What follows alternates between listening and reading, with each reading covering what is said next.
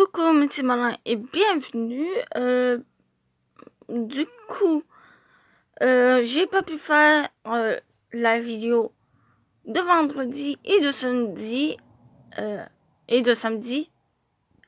car j'ai fait du ménage. Donc avec ma mère, bien entendu, je l'ai aidé à faire du ménage. Donc vendredi, je me suis occupée de ma chambre, donc du coup, c'est plus en bordel, comme vous pouvez voir. C'était vraiment le bordel. Il y avait tout plein de boîtes et tout. On a vraiment fait le ménage de A à Z. Du coup, j'ai refait aussi mon meuble là. Bref, il y a encore un petit peu de sauce, mais quand même, j'ai fait le ménage. Donc, voilà.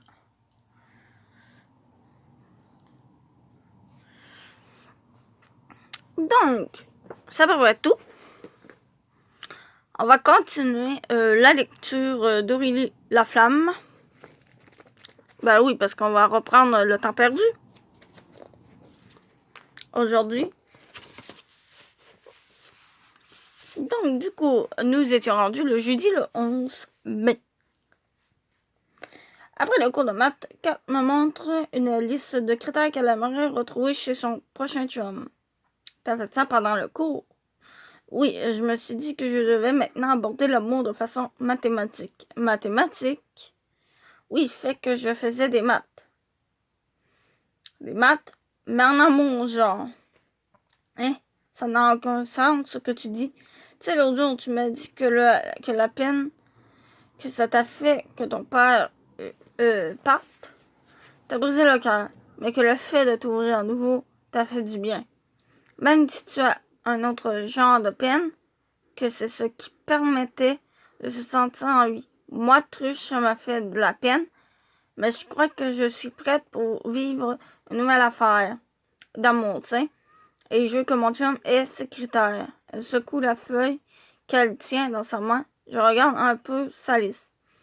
Tu veux qu'il aime les sushis? Ouais, j'ai goûté l'autre jour, c'était bon. Qu'il aime Bob l'éponge, c'est comme un symbole. S'il aime Bob l'éponge, ça prouve qu'il n'est pas snob. Donc tout le contraire de truche. Pas fou. Qu'il soit bon en escalade. L'autre jour, j'ai vu un reportage sur des gars qui faisaient de l'escalade. Et je trouvais qu'il avait de beaux muscles. Et je me suis dit qu'on pourrait s'embrasser la tête à l'envers comme dans Spider-Man. Genre, elle penche la tête et mime le baiser de Spider-Man et à Mary Jane pendant que je replonge dans la lecture de ses critères. Ressembler à David Desrosiers de Simple Plan, certains critères sont facultatifs. J'ai seulement mis mon idéal. Ah bon? Mais je ne vois toujours pas le rapport avec les maths. Pas grave, je la regarde toujours curieuse. Bon, ok. J'ai niaisé pendant le cours. Une fille s'essaye. Ah, ok. Toi aussi, féministe. Es-tu malade? Avant que je m'intéresse en gars, les cochons vont avoir des dents. Je ne vais pas tomber amoureuse. Nicolas était une erreur de parcours. Les cochons ont déjà des dents. Ah ouais. C'est quand les poules vont avoir des dents, l'expression. Les cochons ont des dents. C'est bizarre parce que leur bouche, on dirait que c'est leur nez.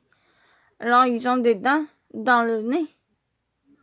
Leur bouche est en dessous de leur nez. C'est juste collé. Ah ouais. Écoute là, je ne suis pas une experte en cochon. Je sais juste qu'on dit lorsque les poules vont avoir des dents. Mais fais une liste de critères pareil, bof.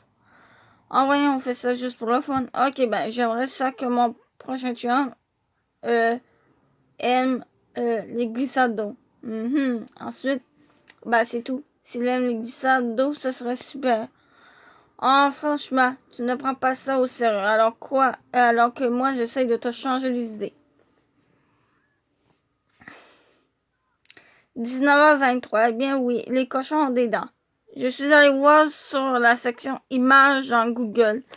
J'ai tapé dents de cochon et j'ai eu des fermiers, j'imagine que c'en était, qui ouvraient la bouche de leur cochon pour nous montrer leurs dents. Ce n'est pas que je suis une totale inculte, c'est juste que je ne passe pas ma vie à faire une liste des animaux qui sont susceptibles ou non d'avoir des dents. 19h25. Encore en train de regarder les photos de cochons. Vraiment bizarre. Les gens qui se prennent en photo en tenant la gueule de leur animal ouvert, vraiment trop bizarre. 19h30. J'ai ouvert la bouche de Sibylle afin de bien voir ses dents. Et ça m'a pas fait l'effet de vouloir me faire prendre en photo dans cette position. En plus, Sibylle était frue. Je me demande si les cochons ont une telle attitude rébarbative envers leur maître. Notre pensée à demander conseil à un fermier si jamais j'en rencontre un.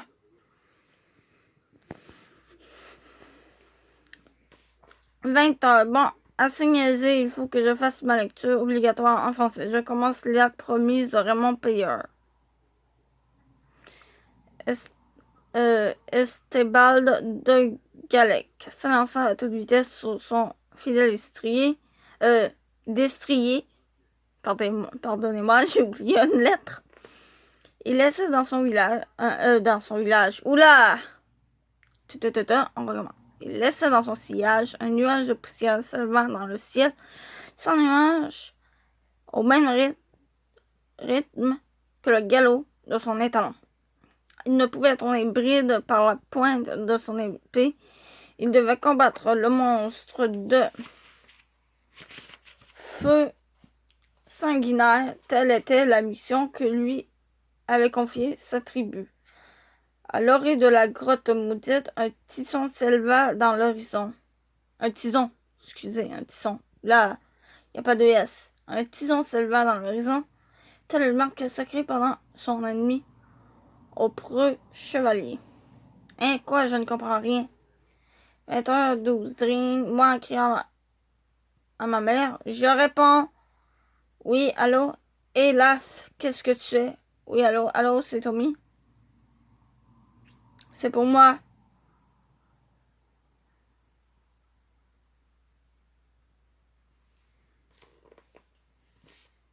Oh, excuse, bye, Tommy. Bye, madame Charbonneau. Tu peux m'appeler France, Tommy.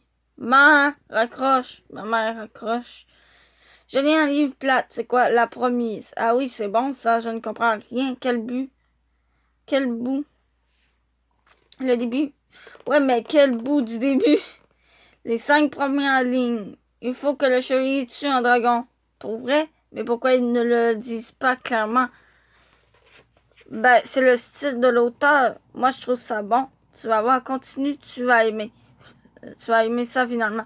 Ce chevalier se fait tuer par le dragon et ensuite un meilleur chevalier, genre chevalier très réputé, se fait engager pour venger la mort du premier chevalier parce que c'était le chevalier hôte du coin. C'est alors tout le village est fou. Mais ce chevalier, quel chevalier, le nouveau, engagé pour venger le nom de l'autre, tombe amoureux d'une fille qui a été enlevée par les dragons. Puis il hésite à tuer genre la famille de la fille qu'il aime. Et il découvre que tout ce que les dragons voulaient, c'était de protéger la fille. Ouais, ça a l'air pas pire. Puis là quoi? Ben, et qu'est-ce qui se passe ensuite? Lui-là? Ouais, mais tu le racontes mieux. Le chevalier, lequel? Toujours le même. Le deuxième? L'autre est mort, tu me suis. En tout cas, le chevalier découvre que la fille est amoureuse d'un dragon. Ça lui brise le cœur. La fille est amoureuse d'un dragon? Arc! C'est donc bien dégueu. Ben, c'est une métaphore. Du genre la belle et la bête. En amour impossible aussi. Fait que le chevalier essaie de faire semblant qu'il a tué le dragon, mais il leur trouve un lieu sûr pour vivre leur amour en secret parce que si le village découvre que la fille aime un dragon, on va la brûler sur un bûcher et l'accuser de sorcellerie. C'est une sorcière? Non, mais le village pourrait le penser parce que ce n'est pas Vraiment commun des mains en dragon. Ah, ça a l'air pas pire. Ben, je t'ai dévoilé plein de punch. Et demain soir, est-ce que ça te tente de faire quelque chose? C'est que, tu sais, j'aimerais mieux rester ici statistiquement. Il y a moins de probabilité de croiser des indésirables. Je te jure que si on voit Nicolas, je vais créer une diversion. Ce n'est pas lui l'indésirable, c'est quelqu'un là. Quelqu'un de mon école. Allez, on va au cinéma. Ok, d'abord. Mais en condition que ce ne soit pas pour voir un film médiéval, on dirait que je ne connecte pas trop avec le langage chevalier. Le monde qui tombe amoureux de dragons, là, je ne sais pas, mais je trouve ça bizarre. Ok, cool, à demain. Je t'appelle après l'école. J'invite Kat à demain, bye.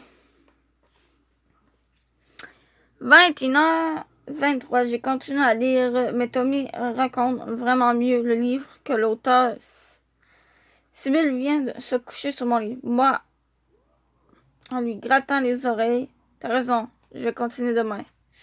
Ce soir, ce n'est pas un bon soir pour embarquer dans une histoire épique médiévale tordue. Sibylle ronronne et j'attrape Anarchie. Ah, ça c'est bon. Dommage que ce ne soit pas une lecture obligatoire en français.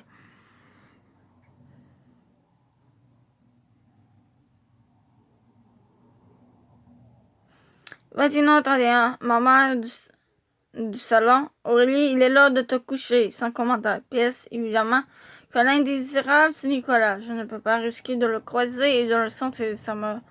Ça mêlerait mon paléocortex. Voilà. Ah, mais il est-tu long, l'autre, là? Ah ouais. Ouais, ok. Vendredi 12 mai, il fait super beau pour un... Oula. Il fait super beau. Beau et un peu chaud. Ça sent vraiment le printemps, du mélange. Oula, un mélange de terre mouillée, d'asphalte sec et de feuilles qui poussent. C'est très important d'enregistrer de nouvelles odeurs dans ma mémoire olfactive. 10h50. Entre les cours, les filles de 5e secondaire militent encore contre l'uniforme scolaire. Elles ont maintenant un nouvel argument. Elles disent que notre uniforme n'est pas adapté à la chaleur qui s'en vient. Soupir. Vas-y. Voilà. Ça, c'est mieux.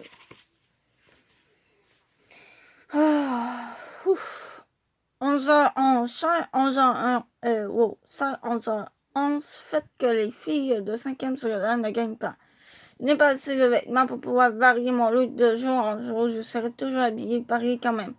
Et comme je devrais porter le même vêtement quelques jours de suite, mon hygiène corporelle serait compromise et peut-être que j'aurai une réputation de fille qui pue. Aussi, puisqu'il n'est pas encore 11h12, j'aurai une autre petite demande. Faites que mon cerveau se réveille. Je ne me considère pas comme une niaiseuse, mais mon voisin, qui n'est même pas en français enrichi, a compris un livre que moi je ne comprends pas. Il y a quelque chose de louche qui se passe avec mon intelligence. 19h27, au cinéma avec Tommy et Kat. Tommy et moi sommes devant la billetterie du cinéma et nous obstinons sur le film que nous irons voir. Moi, je veux juste qu'on choisisse parce que j'ai trop peur de croiser Nicolas. Je ne me sens pas prête à le revoir. Pas tant que je n'ai pas réglé mon problème olfactif. C'est mieux un film de filles. Non, un film d'action. Laf a besoin de se changer les idées. Arrête de l'appeler Laf, c'est O, son surnom.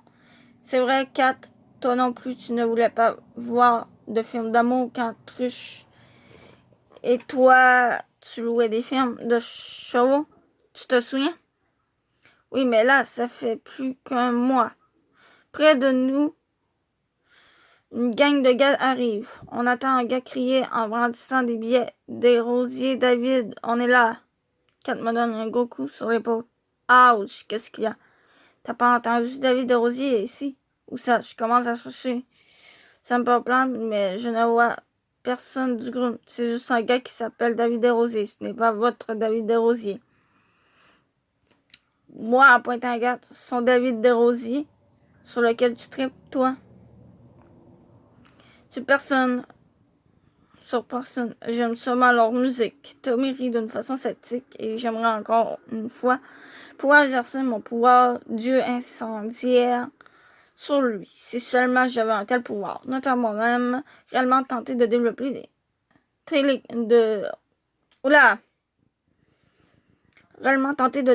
télékinésie et ou autres pouvoirs paranormaux. 19h29, on va voir le même film que Es-tu malade? Ça a l'air super plate. C'est un compromis. Ok, on va voir le film de Kat. Bon, pour une fois que tu prends pour moi ta meilleure amie en passant, c'est beau, t'as gagné. Pas besoin d'en rajouter.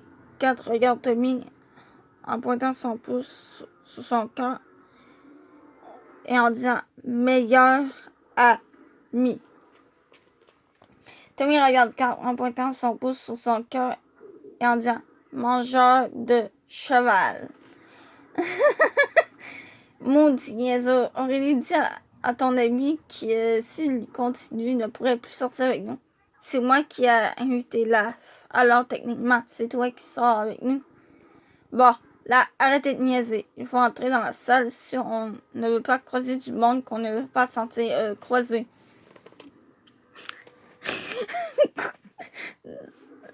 Du monde qu'on ne veut pas sentir, c'est drôle.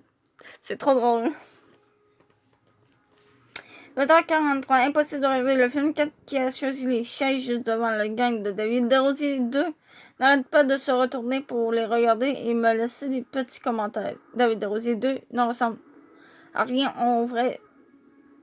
David Desrosiers, il a les cheveux blonds coupés très courts, une casquette, un manteau d'équipe de sport. Je crois que c'est baseball. Il est assez maigre et je crois qu'il est plus jeune que nous. En plus, il a l'air de trouver ça drôle de lancer du popcorn sur les gens. Ce que personnellement, je trouve carrément moron. Moron qui veut dire idiot.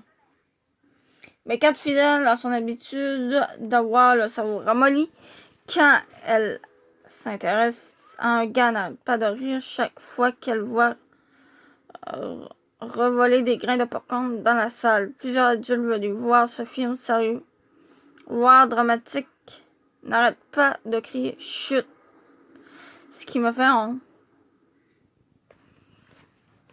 C'est sûr, hein. 21h51, après le film, le gars de la gang de David Desrosiers 2 parle fort et rit fort, comme Kat rit avec eux et qu'elle n'adjure que pour l'homonyme de son idole, David engage la conversation avec elle. Salut. Tu trouvais ça drôle qu'on ne garoche pas comme oui. Cool. Ouais, cool. Tommy et moi nous regardons un peu découragés pendant que Kat et David échangent leur numéro de téléphone. 21h55, c'est le père de Kat qui est venu nous chercher au cinéma. Aussitôt qu'il est arrivé, elle a arrêté de glousser, mais elle avait un grand sourire étampé dans la face, ce qui a fait croire à son père qu'on avait vu une comédie. Kat a répondu une comédie romantique et j'ai levé les yeux au ciel.